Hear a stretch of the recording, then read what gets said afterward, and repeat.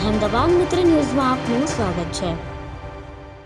Kutch university સંચાલિત boys અને girls હોસ્ટેલમાં વિદ્યાર્થીઓને પ્રાથમિક સુવિધાઓના અભાવ મુદ્દે national students union of India NSUIના કચ્છ જિલ્લા એકમ દ્વારા ઉગ્ર વિરોધ પ્રદર્શન કરવામાં આવ્યું હતું। આ વિરોધ દરમિયાન NSUIના કાર્યકરોએ યુનિવર્સિટીના રજિસ્ટ્રાર પર નકલી નોટો ઉડાવી અનોખી રીતે વિરોધ નોંધાવ્યો હતો। NSUIએ આક્ષેપ કર્યો હતો કે હોસ્ટેલમાં પીવાના શુદ્ધ પાણીની અછત અને સફાઈના અભાવે વિદ્યાર્થીઓનું સ્વાસ્થ્ય જોખમાઈ રહ્યું છે।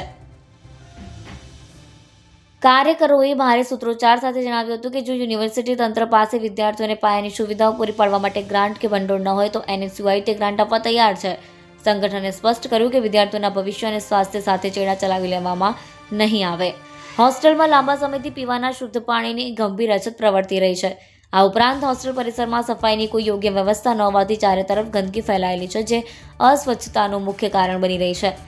વિદ્યાર્થી સંગઠને ચીમકી ઉચ્ચારતા જણાવ્યું છે કે જો આગામી દિવસોમાં તાત્કાલિક ધોરણે આ બંને મુખ્ય સમસ્યાઓનું કાયમી નિરાકરણ લાવવામાં નહીં આવે તો NSUI દ્વારા યુનિવર્સિટી કેમ્પસમાં આનાથી પણ વધુ ઉગ્ર અને આક્રમક આંદોલન છેડવામાં આવશે।